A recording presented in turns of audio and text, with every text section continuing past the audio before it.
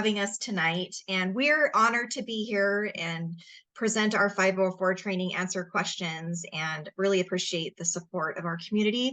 And I have to say, I'm so impressed with all the work you're doing for families in your district. I'm a little jealous, so pretty awesome.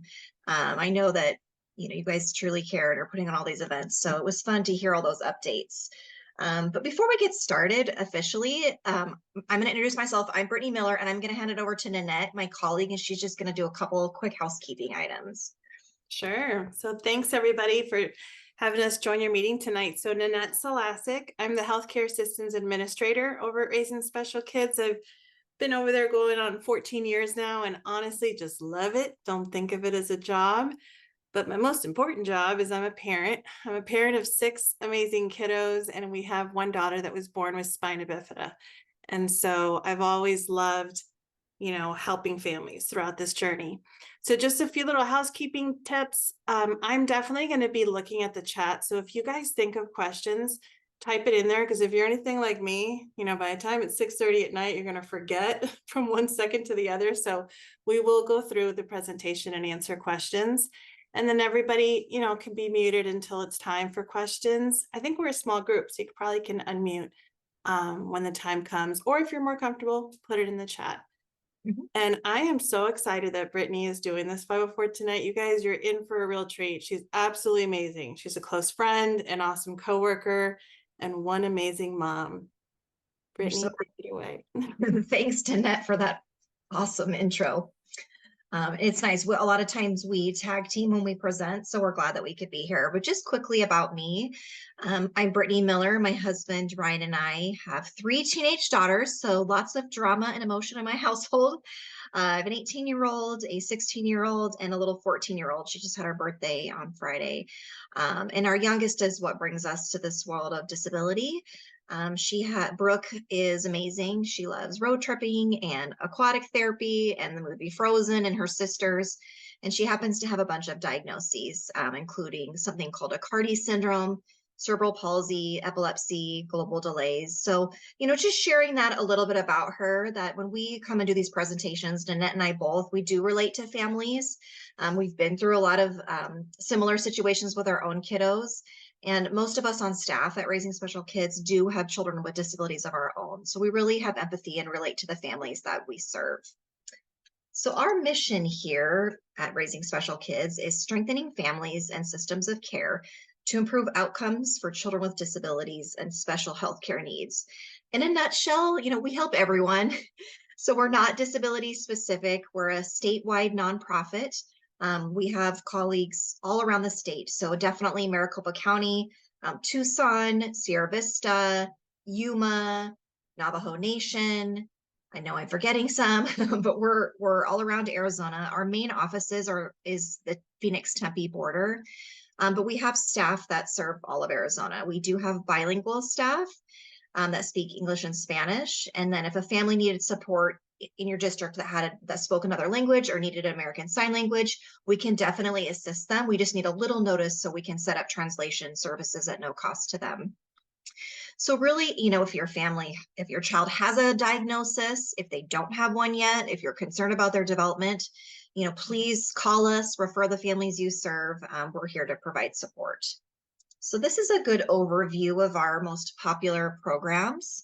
So truly the hallmark at Raising Special Kids is that, parent-to-parent connection. So not only are our staff mostly parents of children with disabilities, but we also have a parent mentor program. We call them parent leaders.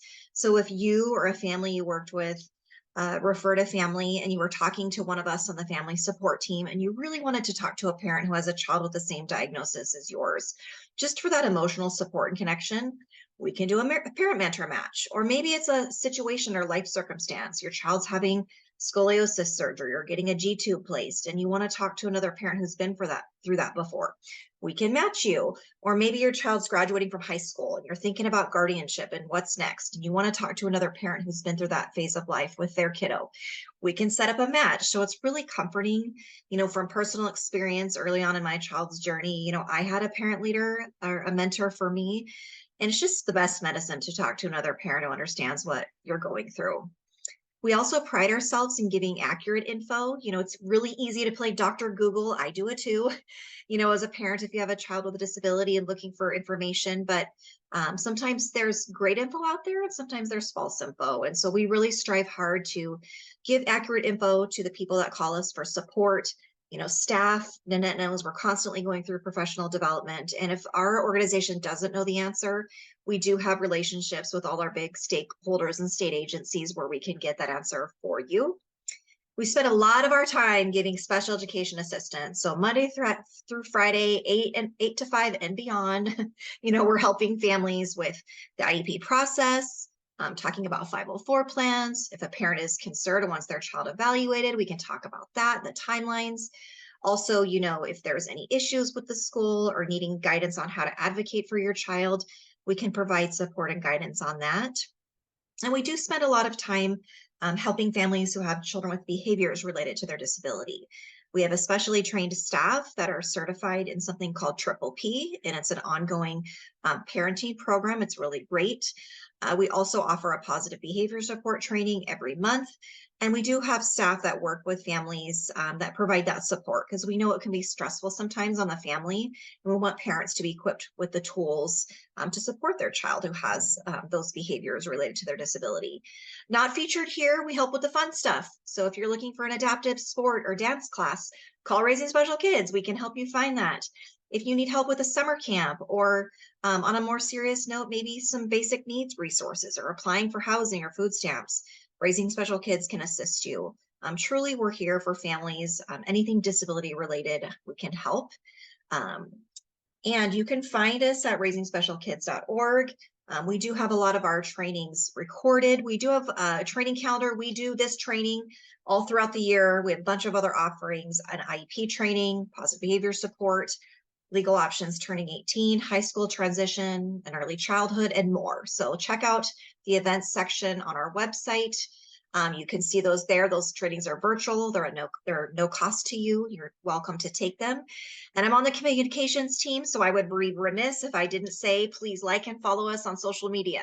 We're all on all the platforms. We're trying really hard to get information out there and meet families where they're at. And we do have guests all the time from Department of Ed, Division of Developmental Disabilities for our Facebook Lives. So it's really neat to be able to use those platforms to assist families. Okay, let's shift and kind of get going to the topic of this training. So something about Raising Special Kids that's important to be aware of is we are Arizona's PTI, so Arizona's Parent Training and Information Center. So every state does have one per our Individuals with Disabilities Education Act, IDEA. We're all called something different, but our responsibility is to support families and give them special education guidance and support. So if any of your children have an IEP, every year at your IEP meeting, you get that procedural safeguards notice with your rights on there. Most districts have Raising Special Kids on there as the parent center to call for help. So we really are honored to hold this responsibility for our state and do spend a lot of time supporting families in the special education process. So today we're going to be talking about Section 504, what that law means and how it really relates to, children in school that have 504 plans, what the evaluation process is like, potential services, and some of the rights and options of what to do if things aren't going well. So we're going to cover all of this as we jump into our training today. So what is Section 504? This is part of the Rehabilitation Act of 1973. It's a big, national civil rights law, but it prohibits discrimination if a person has a disability for any program or activity that's federally funded. So of course, our public schools, do fall under this. Now, sometimes parents get confused. There's an IEP, there's a 504. What laws govern these? Is 504 special education? Technically, it's not. The Section 504, that is the law that governs 504 plans.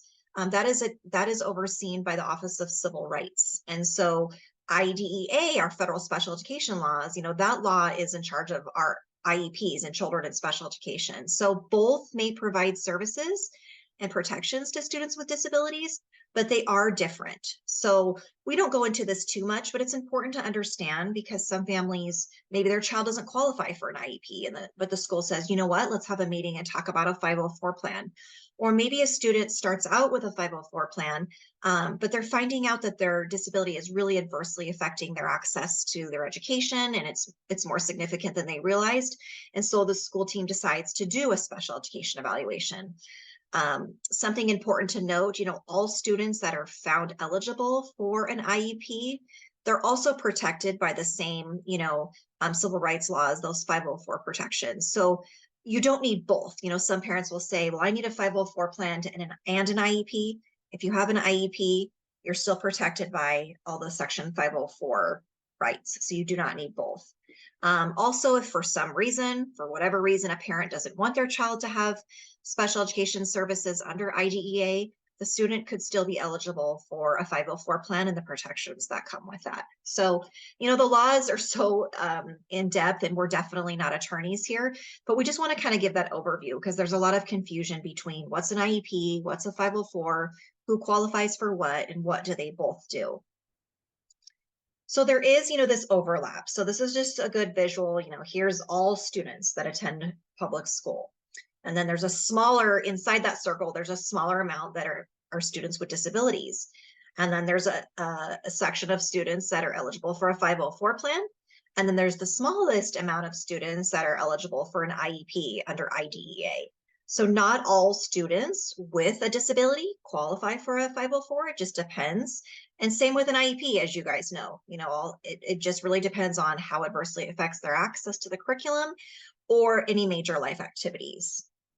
Something that is pretty common when kind of thinking like, would my child benefit from a 504 or would an IEP be more appropriate? Certainly this is a conversation to have with your child's school team, but 504 plans essentially, it's a document that a team decides on and you're in that team. It's a plan created that has accommodations. And so what is an accommodation? So an accommodation changes how a child demonstrates that learning or proficiency. And if they were to need significant modifications, like modifying the curriculum, significantly changing the coursework, that would be more in the case of an IEP. A 504 plan wouldn't include modifications. If a student needed that significant of support, it probably would be more appropriate to evaluate them for a special education, go through that process and get an IEP. So like, for example, some of the most common accommodations are more time on homework, or if they need a sensory break because of their ADHD and they get overstimulated and they need a break during the day, or maybe they need a note taker. The list goes on, preferential seating so they can focus in school. That doesn't change anything about what that child is learning, but it gives them accommodations or extra supports to give them equal access compared to their other peers. So this is a good visual aid that kind of compares and contrasts Section 504 versus IDEA. Something parents don't realize is there's no funding given to districts. So for IDEA, your child qualifies for special education services. The school district gets a certain amount of funding depending on what eligibility category they fall under to administer those services. For Section 504, there isn't any funding given. The district just, has to provide those if the child qualifies. For Section 504, there's a general disability classification.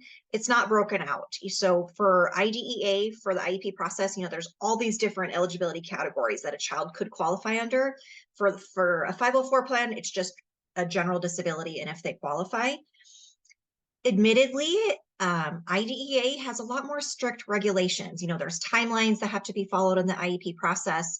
There's a certain number of days where the school has to respond. You update the IEP annually. A student is entitled to a reevaluation every 3 years. It's pretty clear what has to happen. In 504 plans, it's a lot grayer. It's a lot looser. Usually school districts will follow the timelines and all of that within the IEP process, but they don't have to necessarily. There's that initial evaluation and it says in the law, periodically they have to reevaluate. So it's definitely different. Both things they have in common is it's a document, right? You have a 504 plan or individualized education program. So, but it's all in a document, and the supports and the services or accommodations are in there. And who enforces these? The Office of Civil Rights oversees Section 504 and 504 plans. And your school district is responsible for making sure that your child's free and appropriate public education is provided and they are following the IEP. And of course, the Department of Ed, if you were going to go through any dispute resolution options. Brittany, if I could add. Yes, please do. So I know in the past, this has happened to me, to a lot of friends. Sometimes schools are wonderful. They're compassionate. They're like, oh, don't worry. We are going to support your child. We are going to provide all the help that they need. And they say, we don't need a 504 plan. And I always tell parents, you know what, you can come back with, thank you so much for being so supportive. But at the end of the day, I think it's really important to have that form, that actual plan written down, not only for the safety of my child and the student, but also the staff. And so everybody's on the same page. And so just always remember that if they're like, oh, we're fine, we're going to help you, just go ahead and request it. That's really helpful in the long run. And the teachers will, especially substitute teachers, will appreciate that. Definitely. Yeah. Sarah, did you have a question? I saw your little hand go up. Oh no, I was just clapping. Okay, yeah, I know. I always say that in too. writing, right? Yeah, if it's not in writing, it didn't happen. Totally. Yes, that is such a good point, Nanette. So thank you for bringing that up. Okay, so moving along. So, you know, some parents have questions about the Americans with Disabilities Act, or ADA, you know, how that works with Section 504. You know, just briefly, Section 504 was actually in place before ADAAA. I didn't realize there was several A's until I started teaching this training. But basically, you know, individuals with disabilities can't be discriminated against. But ADA expanded on what some of those major life activities that could be affected by the disability and what people can't discriminate on for those. So I'm going to jump into that in a slide. It's a little easier to understand in a minute. But we just wanted to bring that up, that these laws kind of overlap and have similar protections. And the ADAAA of 2008 requires that the definition of disability be interpreted really broadly. And that has to be used when determining 504 eligibility. So in a nutshell, there's a lot of diagnoses or conditions that could qualify for a 504 plan. Okay, let's get to that part. So in the 504 plan process, the definition for a person with a disability, there's a 3-part qualification. The individual must have a physical or mental impairment that substantially limits one or more major life activities, or has a record of having an impairment or is regarded to having one. So really the key is, do they have a disability or physical condition, and does that substantially limit their major life activity? And how it's relevant in school is, do they need supports because of this disability and how it impairs them to help them learn at school? And so an impairment is really so many things. It's any physiological condition that affects the bodily system, or any mental or psychological disorder. There's so many out there, right? We couldn't possibly list them all. And then a substantial limitation, again, you know, it just significantly limits them in their daily life, where they would need special supports to assist them so they can learn at school. Also, you know, it could include things like if someone has cancer, but they're in remission, they could have a 504 plan to support them. Something I bring up too, there is an exception if your child wears glasses. Having glasses, that wouldn't qualify for them for a 504. It would be more a significant issue if they were really visually impaired, where that would be more of a consideration. So this is a good breakdown of all of those major life activities. So obviously there's a lot, you know, if a person's disability affects any of these things, you know, you could talk to the school team about having a 504 plan for your child. So performing manual tasks, self-care, you know, seeing, walking, hearing, speaking, breathing, learning, of course, eating, sleeping, standing, you know, any physical activities, concentrating, thinking, communicating. So those are all major life activities that if our children are impaired with, that definitely, you know, would need those supports in school. And then this just shows what the ADA kind of added to all those major bodily functions, because some kids have really high medical needs. But they don't qualify for an IEP because that medical need isn't adversely affecting them in that general curriculum that their peers are learning, but they need some accommodations. Like if they have asthma, they could have a 504 plan so they could use their inhaler throughout the day or take breaks during PE. Or if they have epilepsy, they need to go get their medication administered or have a seizure plan. So there are so many different endless diagnoses and possibilities for individuals that may qualify for a 504. So does anybody have any questions at this point? And it's pretty straightforward info thus far, but. Yeah, I don't see anything in the chat. Looks good. Okay. And Annette, just jump in if you have anything else to add, please. Sure. Okay, so let's really get to why this is important to us. Section 504 in public schools. So we want our children with disabilities to be supported in school. So if your child qualifies for a 504 plan or an IEP, they are entitled to FAPE. That's a term you'll hear. I'm sure you guys many of you have heard that before. That free and appropriate public education. So that applies to children with 504s as well, not just IEPs. And this one's kind of tricky. I'm a parent. My own child has been through the special education process. And as parents, we want the free and best public education, the best services, the best sports. Of course we do. We love our kids and we want them to have the best of everything. Wherein lies the conflict is schools have to provide what's appropriate, but that's kind of hard to define, right? So really it's up to the school team to meet that student's individual needs as adequately as they can and as comparable as the needs for non-disabled students are met. So that one's hard. I'm sure Nanette can attest, families call Raising Special Kids for support. And it's kind of hard to kind of define what is the best support, what's the most appropriate support. But all that being said, the school district is responsible to providing that FAPE to children if they have a 504 and or an IEP. And so what that looks like can be very different. Both, 504 plans, there has to be an evaluation process, figuring out what placement, what type of environment that child will be educated in, and also having, due process procedures, how to file complaints or agreements if something isn't going right or well. So this is just a good visual of that referral process. So you could refer your child. We always say it's best to do it in writing. If you needed any sample letters or a script to use to email your school team about asking for a meeting to discuss a 504, please reach out to us. We have some good sample letters we can share. But as Sarah agreed with before, in writing is best. Get everyone on the same page. At that point, once you send it off, you'll typically will schedule a meeting with the team. It may include you, your child's teacher or teachers, the principal, whoever the 504 coordinator is, and you'll meet together and decide, is this child eligible? The evaluation process is different than in the IEP process. Usually it looks like reviewing that existing data. If your child has a diagnosis, looking at any medical documentation from the doctor, looking at talking with the teacher, test scores, seeing how they're doing. And from the evaluation of that data that you have, they'll decide if the child is eligible.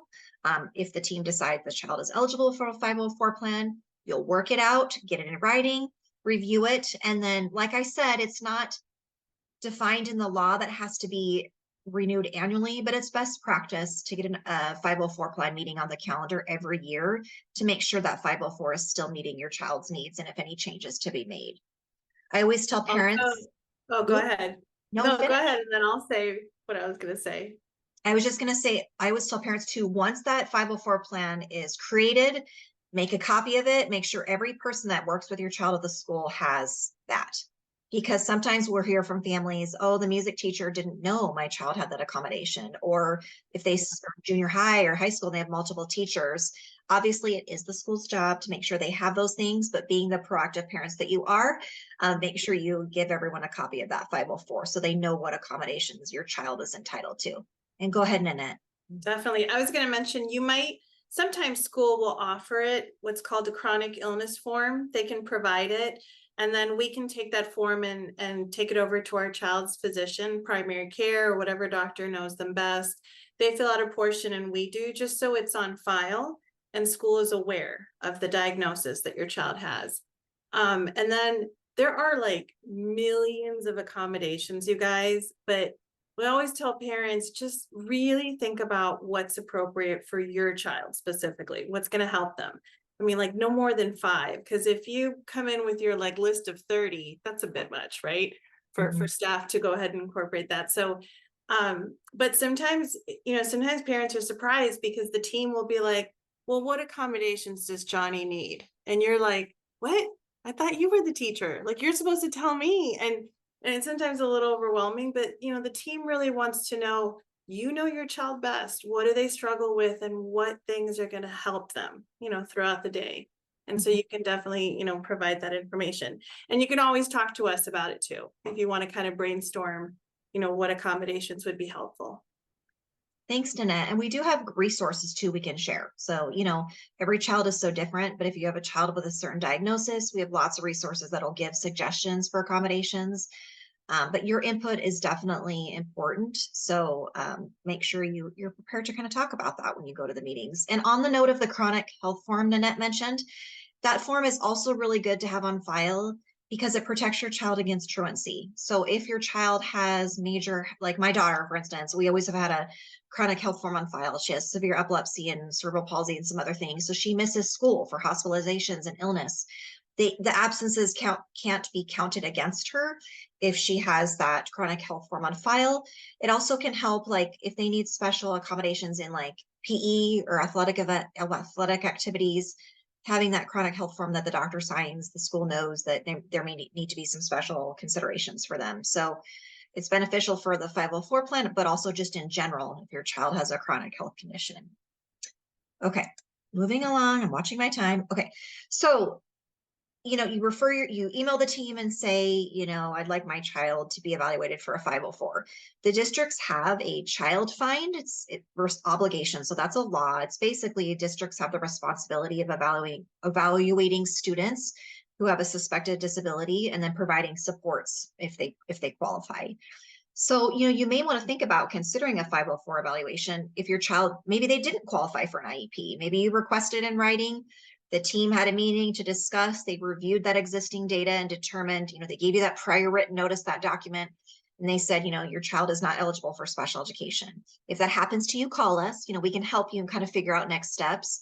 But sometimes it's just not the case. There's this misconception that an IEP is quote unquote better than a 504.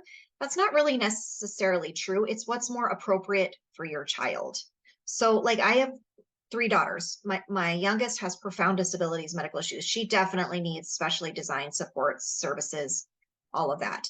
My middle daughter, there was a time in her life where she had debilitating anxiety. She does have ADD, it's inattentive form.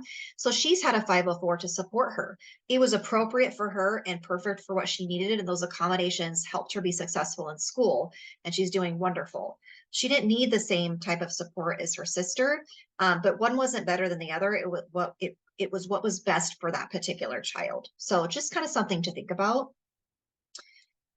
504, the evaluation process, again, it's not as defined as within IDEA, but basically when you're meeting with the team, if they decide to do any assessments, it must be valid tests, it must assess in all areas of educational need, accurately reflect their achievement rather than a disability, be done in a reasonable amount of time, and has to have some sort of process for when they're going to reevaluate. Again, it's not defined. It's not like every 3 years in the IEP process, but if a child has a 504 plan, the team should meet and reassess and see, if this is still appropriate.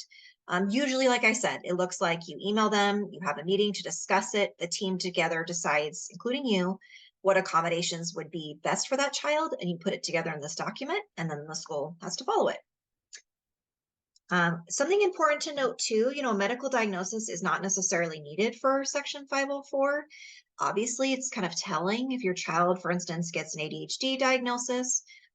Often, the schools will initiate, the child getting an IEP or a 504, excuse me, if they feel like they really need those accommodations.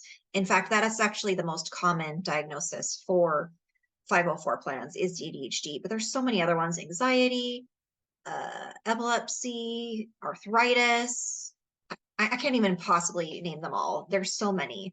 But if the 504 team decides a diagnosis is required, like say the parent says, you know, I really feel like my child needs a 504, but there's no diagnosis in place, but the team decides they need a diagnosis to determine eligibility for a 504, that evaluation actually must be conducted at no cost to the parents. So if the school's telling you we can't give you a 504, we need them to be medically evaluated in order for us to determine eligibility. Technically, you know, the school could be responsible for those costs to determine eligibility. And again, you know, if your child has a diagnosis, it doesn't automatically qualify them for a 504. It's really if they need accommodations to support them in school when it's necessary.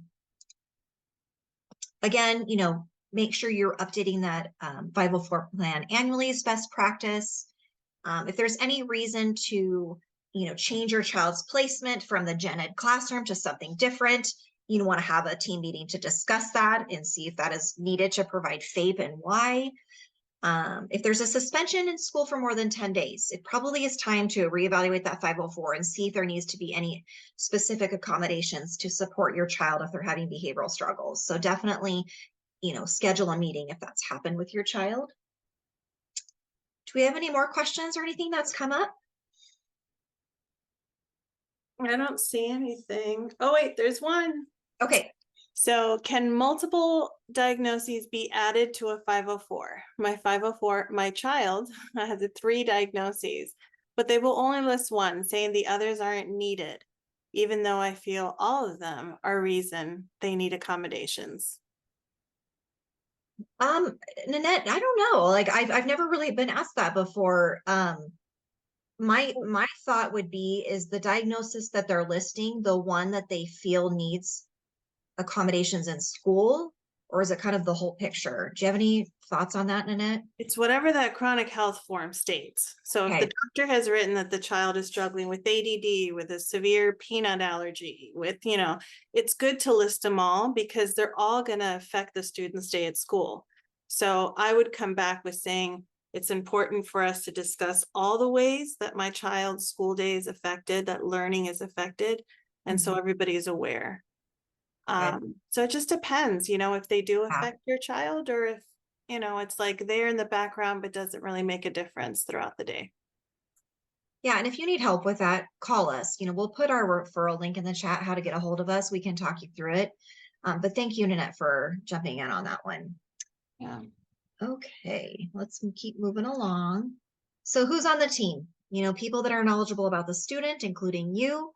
You want someone there that can interpret data. Often that's the school psychologist.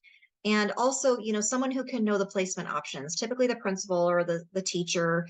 All districts must have a 504 coordinator, so they could attend as well. And sometimes they hold multiple roles. So sometimes the principal may be a 504 coordinator as well, or maybe the special ed director from the district, they may also hold the role of 504 coordinator or not. It could be somebody separate. It just depends on how things function in that district.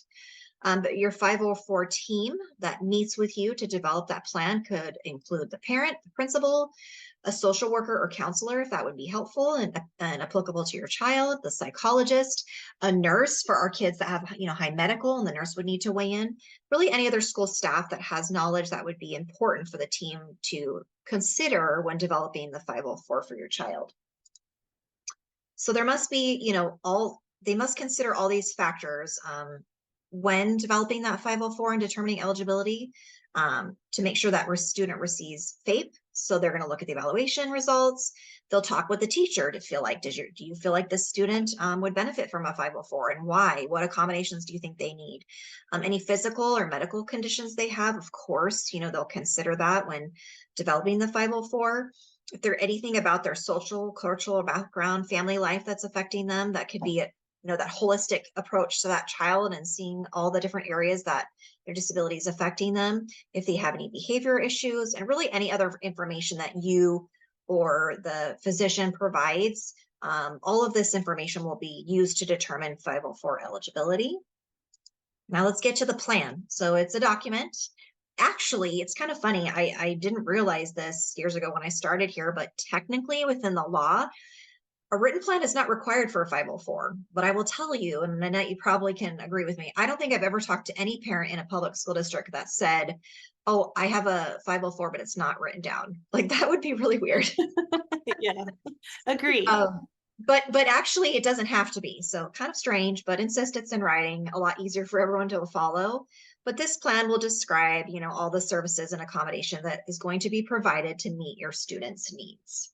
And Sarah added that it's not necessarily a person on the team, at the meeting, but parents can invite support people. So you can invite a close friend. You could ask somebody from Raising Special Kids to attend with you. Yep.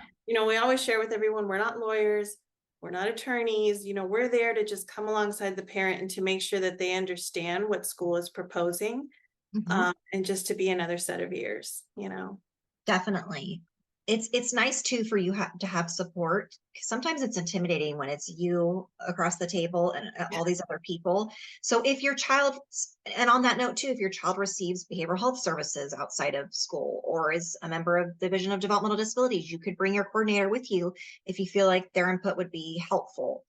Considering what setting your child is educated in is important too. Children with 504 plans are often educated in gen ed classes. Sometimes they're kind of in a combination of the day. And actually, children with 504, they can receive related services. This is something that is not as common, but if a child has a 504 plan and that the school team determines they needed speech therapy or time in the resource room to provide that free and appropriate public education they're entitled to, that can be something they offer. Now, usually when you start crossing into that line, time to probably talk about an IEP, if they're going to start needing more supports and services that way. But those things can be offered if it's determined by the team. And of course, inclusion is the goal. So to the maximum extent possible, that's appropriate for that child. Gen ed, must be that consideration. So some of the supplemental services that could be included, removal of physical barriers if they use a wheelchair and they need universal design in that classroom so it's easier for them to navigate. Extended time for testing, that's one of the most common accommodations. Adjustment of the class schedule, if the student needs rest periods, if they have chronic fatigue or something like that, that can be an accommodation. If they need a special textbook or assistive technology device, calculator, recorder, that can be an accommodation. If their homework assignments need to be individualized, honestly, the list kind of goes on the different accommodations and individualized supports that can be provided in the 504. If you need ideas, call us, we can help you. Related services, like I said, can be offered: physical therapy, counseling, psychological or social work services, assistive technology, speech, OT, medical services if they needed nursing assistance or what have you.